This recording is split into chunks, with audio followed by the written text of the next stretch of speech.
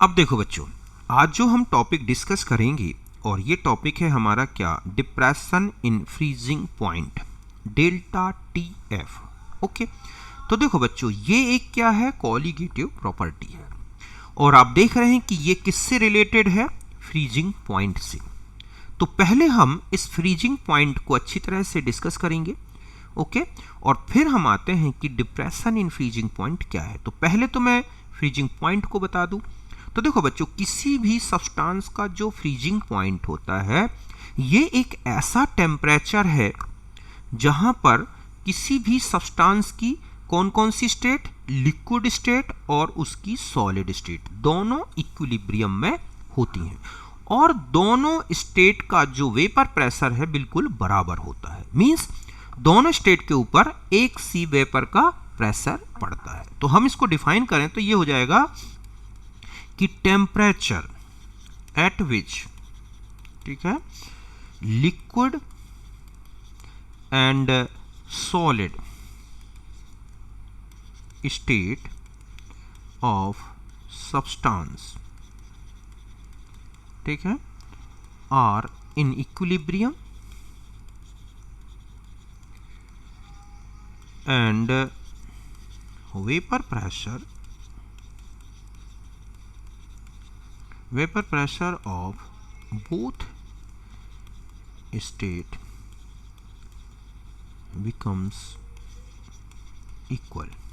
समझ गए बच्चों कि वो टेम्परेचर जहां पर किसी भी सब्सटेंस की लिक्विड और सॉलिड स्टेट किस में रहती हैं, इक्विलिब्रियम में, और दोनों स्टेट के जो वेपर प्रेशर्स हैं वो इक्वल होते हैं, उसको बोलते हैं फ्रीजिंग पॉइंट। मींस हम ऐसे समझ सकते हैं कि यहां पर इस तरह से, ये सपोज एक इस तरह से समझें कि यहां पे, ठीक है, ये सब्सटेंस की सॉलिड स्टेट या लिक्विड स्टेट है, ये क्या हो गई, लिक्विड स्टेट, ठीक है, और यहां पर जो नीचे है, ओके, यहां क्या हो गई इसकी, अगर ये लिक्विड है तो ये मान लें कि ये क्या है, सॉलिड स्टेट। ओके, अगर हम इसे ढक दें तो यहां पर वेपर भी होगी, तो ये दोनों स्टेट एक दूसरे में बदलती रहती हैं। तो इसका मतलब है कि इन दोनों स्टेट पर वेपर प्रेशर क्या होगा बच्चों, बिल्कुल सेम पड़ेगा। तो ये टेम्परेचर जहां पर ये दोनों इक्विलिब्रियम में हैं, उसे हम बोलते हैं क्या बच्चों, उसकी फ्रीजिंग पॉइंट। जैसे H2O सॉलिड, इक्विलिब्रियम H2O और लिक्विड एट 273 केल्विन, और जो एटमॉस्फेरिक प्रेशर या कहें कि जो वेपर प्रेशर उस समय लग रहा होता है उनके ऊपर, ठीक है, vapour pressure of both faces या स्टेट्स जो हैं वो होता है लगभग 4.3 mm के आसपास का। ये एक ट्रिपल पॉइंट भी है, समझ गए बच्चों, ये क्या है, ट्रिपल पॉइंट, जहां देख रहे हैं आप तीन स्टेट एक साथ दिख रही हैं, वेपर स्टेट, लिक्विड स्टेट और सॉलिड स्टेट। यहां तक बात समझ गए। अब यहां ध्यान रखना है कि फ्रीजिंग पॉइंट जो होता है बच्चों, समझ गए ना, freezing point directly proportional to किसके, directly vapour pressure of substance. ये ध्यान रखना है इतना सा कि किसी भी सब्सटेंस का जो फ्रीजिंग पॉइंट होता है वो उसके वेपर प्रेशर के डायरेक्टली प्रोपोर्शनल होता है। अब यहां आप जानते हैं कि अगर हम प्योर सॉल्वेंट लें, ठीक है, तो उसका जो वेपर प्रेशर है ग्रेटर देन, ठीक है, सॉल्यूशन, जिसका वेपर प्रेशर हम इसको PA से इंडिकेट करते हैं। तो ये हो गया कि जो सॉल्यूशन होता है उसका वेपर प्रेशर क्या होगा बच्चों, कम, और प्योर सॉल्वेंट का ज़्यादा। इसका मतलब है कि अगर हम फ्रीजिंग पॉइंट की बात करें, ठीक है, फ्रीजिंग पॉइंट ऑफ सॉल्वेंट ये है T standard F greater than freezing point of solution containing non volatile solute, ठीक है। तो यहां है डेल्टा TF, समझ गए बच्चों कि जो डेल्टा स्टैंडर्ड टी स्टैंडर्ड जो है T F greater than T F solution के फ्रीजिंग पॉइंट से ज़्यादा किसका फ्रीजिंग पॉइंट होता है बच्चों? प्योर सॉल्वेंट का। बात समझ गए ना? क्यों? क्योंकि प्योर सॉल्वेंट का वेपर प्रेशर ज़्यादा है, सॉल्यूशन का कम है। आपने देखा freezing point directly proportional to the vapour pressure. तो यहाँ पर अगर हम आ जाएं कि डिप्रेशन इन फ्रीजिंग पॉइंट क्या है, समझ गए ना? फ्रीजिंग पॉइंट तो delta T F is equal to होता है T standard F minus T F. समझ गए बच्चों कि जो सॉल्वेंट का फ्रीजिंग पॉइंट है और जो सॉल्यूशन का फ्रीजिंग पॉइंट है, इनका डिफरेंस ही क्या कहलाता है? Delta T F. अगर हम एक ग्राफ से भी समझें इसको, ठीक है, देखो एक ग्राफ से बताता हूं मैं आपको कि यहां पर अगर हम एक ग्राफ लें, ठीक है, इस तरह का ये है, यहां पर हम वेपर प्रेशर ले लें और यहां पर हम टेम्परेचर ले लें। सपोज ये एक ऐसा पॉइंट है जहां यहां पर सॉलिड है टोटल, ये क्या है? Solid state. यहां पर टोटल क्या है बच्चों? Liquid state. ये एक ऐसी स्टेट है, एक ऐसा पॉइंट है जहां पर सिस्टम की दो स्टेट इक्विलिब्रियम में है, ठीक है, इस तरह से कि यहां पर सॉलिड, ठीक है, और यहां पर है लिक्विड। तो ये एक ऐसा पॉइंट आएगा, ये सपोज किसके लिए है बच्चों? सॉल्वेंट के लिए। ये क्या है? सॉल्वेंट। समझ गए ना कि हम इसको इस तरह से और अच्छे से देखें, मैं उसको सही ढंग से बना दूं थोड़ा बड़ा सा, कि ये इस तरह का एक पॉइंट है, ठीक है, ये है यहां पर पॉइंट, यहां सॉलिड है और यहां पर क्या है बच्चों? लिक्विड। समझ गए ना? ये एक ऐसी पॉइंट है जहां दोनों इक्विलिब्रियम में, और ये किसके लिए ले लें हम? ये है हमारा किसके लिए? ये वाला जो ग्राफ है सॉल्वेंट के लिए। ओके, कि ये एक ऐसा पॉइंट है, ट्रिपल पॉइंट, जहां पर सॉलिड, लिक्विड और वेपर तीनों इक्विलिब्रियम में है। ओके, आपने थोड़ा सा सॉल्यूट मिला दिया कि ये सॉल्यूशन रखा था, ठीक है, सॉरी ये पहले प्योर सॉल्वेंट था और इसके ऊपर, ठीक है, यहां पर दोनों जो है, यहां पर एक सॉलिड दिख रही है, मान लो वर आइस ले लें, तो इस तरह से इक्विलिब्रियम था और यहां कोई ना कोई वेपर प्रेशर था, ठीक है। अब आपने उसमें थोड़ा सा सॉल्ट डाल दिया। क्या डाल दिया बच्चों? थोड़ा सा सॉल्ट डाल दिया। अब जैसे ही सॉल्ट डालेंगे तो यहां पर मान लो सॉल्ट डिसॉल्व हो गया लिक्विड स्टेट में, ठीक है, सॉलिड तो आइस ही रहेगी, उसमें कोई भी, ये ध्यान रखें, सॉल्यूशन में सॉलिड और लिक्विड का जो इक्विलिब्रियम होगा, उस इक्विलिब्रियम में केवल और केवल जो सॉल्ट होगा वो लिक्विड स्टेट में जाके मिक्स हो जाएगा। तो यहां का वेपर प्रेशर थोड़ा सा डाउन आएगा। क्यों? क्योंकि सॉल्यूट मिलाते ही वेपर प्रेशर डिक्रीज होता है। तो आपने सपोज क्या मिला दिया उसमें? थोड़ा सा सॉल्ट, तो ये जो वेपर प्रेशर है ये डिक्रीज हो गया, यहां कहीं आ गया।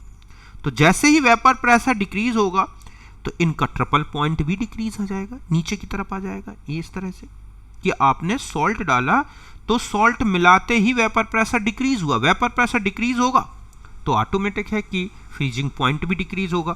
तो अगर हम ये कहें कि ये जो है टी स्टैंडर्ड एफ है, तो ये क्या हो जाएगा बच्चों? T F. तो ये जो डिफरेंस आ गया यहां से यहां तक का, एक्चुअली यही क्या है? Delta T F. बात समझ में आ गई आपकी? तो ये सॉल्वेंट के लिए है और ये ग्राफ किसके लिए है बच्चों? सॉल्यूशन के लिए। तो इस तरह से जब आप सॉल्ट मिलाते हैं तो वेपर प्रेशर डिक्रीज हुआ, और वेपर प्रेशर डिक्रीज होते ही ये कहां पहुंच गया? इस पॉइंट में।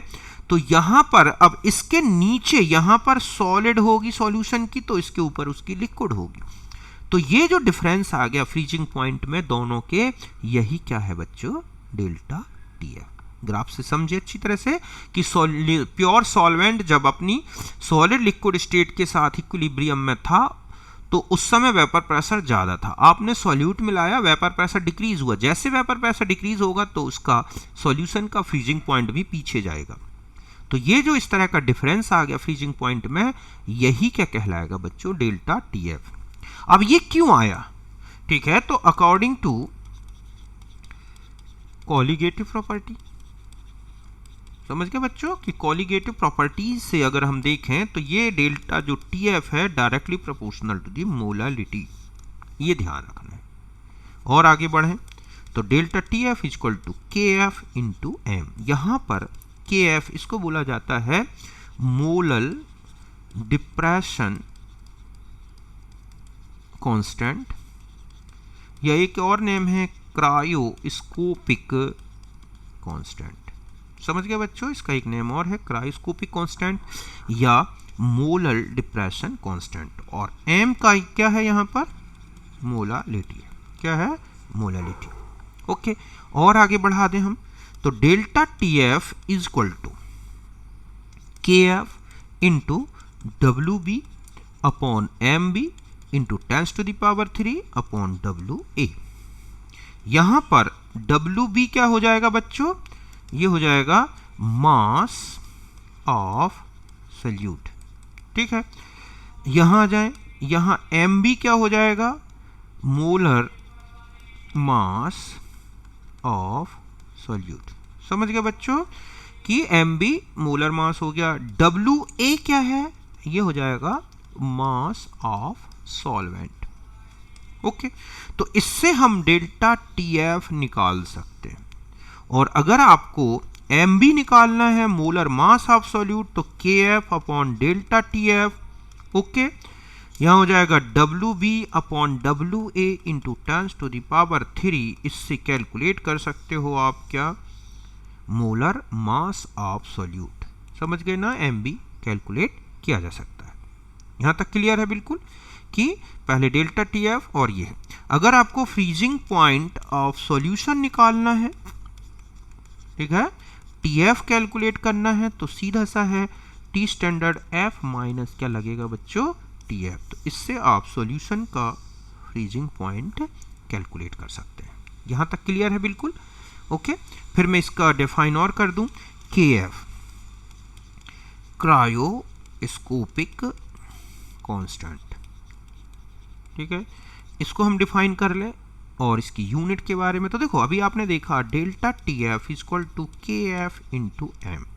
अगर M हम 1 मोल पर किलोग्राम कर दें तो डेल्टा TF इक्वल टू क्या हो जाएगा बच्चों, KF।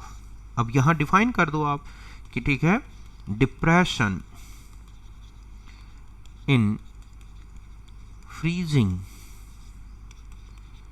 Point of 1 molal solution. मतलब ये है कि 1 मोल, ठीक है, पर किलोग्राम ऑफ सॉल्वेंट में, कि 1 किलोग्राम सॉल्वेंट में क्या कर दो आप, 1 मोल ये ले लो आप क्या, सॉल्यूट, और 1 किलोग्राम, ठीक है, कितना, 1 किलोग्राम क्या ले लें, सॉल्वेंट। तो जितना भी उसका फ्रीजिंग पॉइंट, ठीक है, फ्रीजिंग पॉइंट डिप्रेशन जो होगा, समझ गए बच्चों कि जो फ्रीजिंग पॉइंट डिप्रेशन जो हो रहा है, 1 मोल को आप 1 किलोग्राम सॉल्वेंट में मिला दें तो फ्रीजिंग पॉइंट जो डिप्रेशन है, ठीक है, वही क्या है बच्चों, KF। वही क्या है हमारा, KF। ओके, अब यहां ध्यान रखना है कि KF जो है, KF स्पेसिफिक फॉर सॉल्वेंट, ठीक है, नॉट चेंज विद, ठीक है, not change with nature of solute और कॉन्सेंट्रेशन ऑफ सॉल्यूशन। समझ गए बच्चों कि सॉल्यूशन का कॉन्सेंट्रेशन बदलने से या जो सॉल्यूट है उसका नेचर बदलने से KF नहीं बदलेगा। हर एक के लिए KF हर एक सॉल्वेंट के लिए फिक्स होता है। KF का जो कैलकुलेशन किया जाता है वो होता है MART स्टैंडर्ड F का square upon delta HF into 10⁻³ यहाँ टी स्टैंडर्ड एफ क्या हो जाएगा बच्चों, फ्रीजिंग पॉइंट ऑफ सॉल्वेंट, जिसे आपको केल्विन में लेना है। डेल्टा एच एफ स्टैंडर्ड ये कहलाता है मोलर, ठीक है, एंथैल्पी ऑफ फ्यूजन। क्या कहलाती है, मोलर एंथैल्पी ऑफ फ्यूजन, एक मोल सॉलिड को टोटल लिक्विड में कन्वर्ट करने की एंथैल्पी। एम ए यहाँ पर क्या है बच्चों, ये कहलाएगा molar mass of solvent. Solvent के लिए है तो उसी का सब लेना। आर गैस कांस्टेंट है या और होता है ये, ठीक है, एम ए, या हम इसको आपने देखा होगा लेटेंट हीट ऑफ फ्यूजन के बेस पर लिखें तो ये हो जाएगा आर, और ये हो जाएगा हमारे पास टी स्टैंडर्ड एफ का square upon latent heat into 10⁻³ where L latent heat of fusion, sorry, ठीक है, ये हो जाएगा delta H fusion upon M A, इसको बोलते हैं लेटेंट हीट ऑफ फ्यूजन। समझ गए ना? तो इस तरह से आप इसको कैलकुलेट कर सकते हैं। या एक रिलेशन और होता है M A R T standard F upon delta S fusion into 10⁻³। ऐसा क्यों बच्चों? क्योंकि आप ये जानते हैं कि delta S fusion is equal to delta H fusion, ठीक है, तो टी से टी हट जाएगा एक फ्यूजन टेम्परेचर ये वाला। तो इस तरह से एक ये रिलेशन होता है। तो यहाँ तक क्लियर है, आप अच्छी तरह से समझ गए होंगे। अब वो एक दो रिलेशन और बता दूं मैं आपको, ठीक है। अगर आपको इलेक्ट्रोलाइटिक सब्सटेंस है, ठीक है, फॉर इलेक्ट्रोलाइट, समझ गए बच्चों, तो इलेक्ट्रोलाइट में जब आप डेल्टा टी एफ कैलकुलेट करेंगे तो आयोटा के एफ इंटू एम, आयोटा के बारे में मैं अच्छे से पहले ही बता चुका हूँ, ठीक है, उससे निकालना है। ध्यान रखें कि T F means freezing point of solution, okay, inversely proportional to the T F. जबकि आपने बॉइलिंग पॉइंट में देखा था कि बॉइलिंग पॉइंट ऑफ सॉल्यूशन और उसका elevation in boiling point directly proportional थे। इसका मतलब यह हुआ कि टी एफ, ठीक है बच्चों, डिक्रीज होगा जैसे जैसे टी एफ इंक्रीज होगा।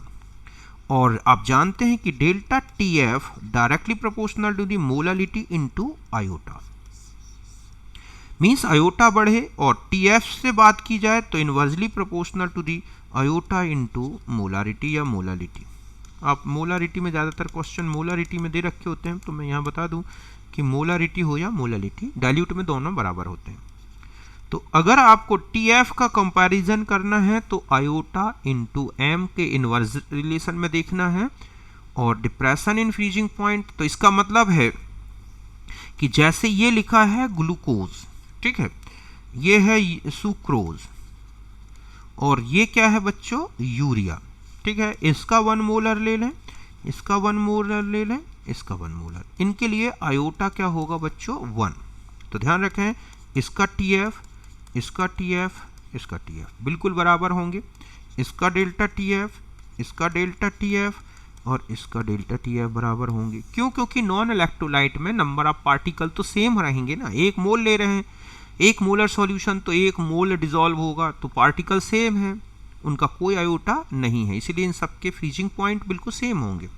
अब मान लो आपको ऐसा दे दिया जाए कि ये है ग्लूकोज, ये है NaCl, ठीक है, ये है CaCl2, ये है AlCl3 और ये है K4FeCN6। मैंने कहा इसका 1 मोलर है, इसका 1 मोलर है, इसका 1 मोलर है, इसका 1 मोलर है, इसका 1 मोलर है।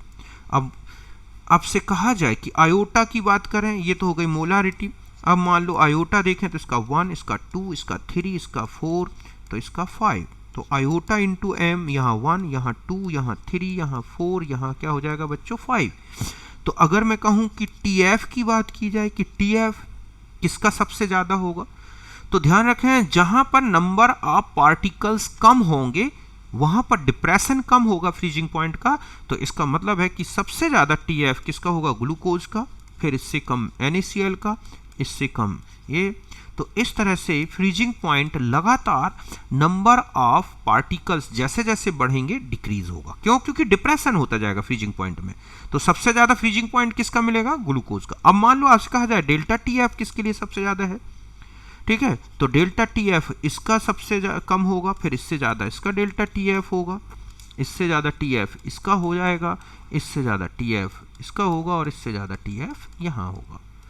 तो इस तरह से आपने देखा कि जो नॉन इलेक्ट्रोलाइट हैं उनमें तो सेम आएगा, लेकिन इलेक्ट्रोलाइट में वन हाफ फैक्टर आ जाने से नंबर ऑफ पार्टिकल्स बढ़ जाएंगे। ऐसे में फ्रीजिंग पॉइंट और depression in freezing point opposite जी है ऑर्डर में चेंज होते हैं। अगर स्ट्रेंथ की बात की जाए, ठीक है बच्चों, तो स्ट्रेंथ में ध्यान रखना है delta TF inversely proportional to the molar mass. जिसका मोलर मास कम उसका डेल्टा TF ज्यादा, जबकि TF की बात की जाए तो directly proportional to the molar mass. जैसे मैंने आपको यहां कह दिया यूरिया है, यहां ग्लूकोज है और यहां पर क्या है? सुक्रोज है, ठीक है। इनकी स्ट्रेंथ सेम दे दी गई 10 ग्राम पर लीटर में, ये इस तरह से, ये है 10 ग्राम पर लीटर में। अब आपसे कहा जाए कि बताएं कि यहां पर अगर आप देखोगे तो 10 अपॉन कितना आएगा? 60। यहाँ 10 अपॉन कितना आएगा बच्चों? 180। यहाँ आएगा 10 अपॉन 342। ये क्या है? इनकी मोलैरिटी। तो सबसे ज्यादा मोलैरिटी कहाँ पे होगी? यहाँ पे, क्योंकि 10 अपॉन 60 है। तो अगर हम TF की बात करें तो TF इसका सबसे कम, फिर इसका ज्यादा और इसका और भी ज्यादा, क्योंकि यहाँ मोल्स कम हो गए, पार्टिकल्स कम है, तो वेपर प्रेशर ज़्यादा बनेगा। वेपर प्रेशर ज़्यादा बनेगा तो उसका TF भी ज़्यादा होगा। लेकिन अगर TF की बात करें तो डेल्टा TF इसका सबसे कम, ठीक है, सबसे ज़्यादा, सॉरी, और इस तरह से ये चेंज होंगे। तो स्ट्रेंथ की बात की गई हो तो आप इस तरह से, अगर स्ट्रेंथ आयनिक कंपाउंड की दे रखी है तो उसमें आयोटा और मल्टीप्लाई करें, फिर जो रिजल्ट निकले उसके बेस पर डिसाइड करें। यहां तक आप अच्छी तरह से क्लियर हो गया आपको? ओके। फिर एक आता है रिलेशन, देख लें हम, ठीक है, relation between delta TB and delta TF। तो ध्यान रखें delta TB upon delta TF equal to KB upon क्या होगा बच्चों? KF फॉर, ठीक है, सेम सॉल्यूट। अगर एक ही सॉल्यूट के लिए पूछा गया है तो इस तरह से आएगा। बात क्लियर है? कहीं कोई दिक्कत नहीं। और अगर इलेक्ट्रोलाइट अलग अलग हैं, ठीक है, तो iota into KB upon iota into KF, इससे निकालेंगे। ओके, यहां तक बात समझ गए। अब आप एक और रिलेशन देखो, relation between RLVP and delta TF। तो अब इसमें देखा भी आपने कि delta TF equal to KF WB MB into 10⁻³ upon WA। तो WB अपॉन MB अगर आप निकालेंगे इसमें से बाहर, ओके, तो देखो क्या बच जाएगा आपके पास? Delta TF into WA upon KF into 10⁻³ ये बचेगा ना। कि आप अगर इसमें से WB अपॉन MB लेना चाहेंगे तो आपके पास ये रिलेशन बचेगा। अब हम आ जाते हैं कि delta P upon P0A equal to WB upon MB into MA upon क्या होता है बच्चों? WA। तो आप इस इक्वेशन में ये वैल्यू पुटअप करोगे तो delta P upon P0A equal to, तो जहां ये है तो यहां हो जाएगा delta TF into WA upon KF into 10⁻³ into MA upon WA। हम इसको हटा दें तो हमारे पास बचा delta P upon P0A equal to delta TF upon KF into, ठीक है, MA और अपॉन में 1000। ये रिलेशन है दोनों के बीच में। यहाँ तक आप अच्छी तरह से क्लियर हो गया। तो ये रिलेशन हो गए बिटवीन RLVP और डेल्टा TF, ये इसके बीच में होगा डेल्टा TB और TF के बीच में। अब हम आ जाते हैं, एक होता है बच्चों एंटी फ्रीजिंग सब्सटेंस, समझ गए ना? एंटी फ्रीजिंग सब्सटेंस, मतलब ये होते हैं सब्सटेंस विच आर यूज्ड, समझ गए बच्चों, which are used for decreasing freezing point of water. ऐसे सब्सटेंस जो कि वाटर के फ्रीजिंग पॉइंट को डिक्रीज करते हैं वो कहलाते हैं क्या बच्चों, anti freezing agents. They are used in cold climate, ठीक है, for decreasing freezing point of water in radiators, ठीक है, बॉयलर हैं,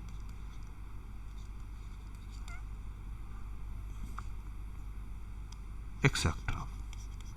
और इसमें जो मेन एग्जाम्पल है वो है इथाइलिन ग्लाइकोल। समझ गए बच्चों, इसका सबसे ज़्यादा यूज होता है इथाइलिन ग्लाइकोल का, CH2OH CH2OH। हालांकि और भी अदर सब्सटेंस यूज होते हैं जैसे अल्कोहल है ना, ग्लिसरॉल है, सॉल्ट्स हैं, इनका भी यूज होता है, लेकिन इथाइलिन ग्लाइकोल वाटर की क्वालिटी में ज़्यादा चेंज नहीं करता, ऐसे में इसका सबसे ज़्यादा यूज होता है।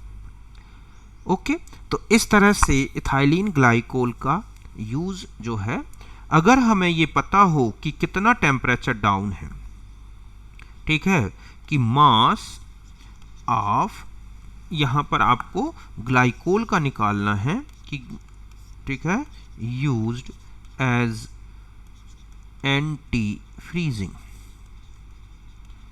एजेंट, ठीक है, तो आपको एक फॉर्मूला लगाना होगा, delta TF equal to KF into WB upon MB into 10⁻³ upon WA।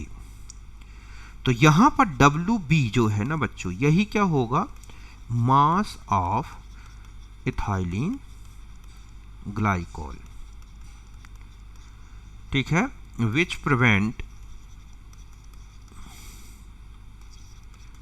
prevents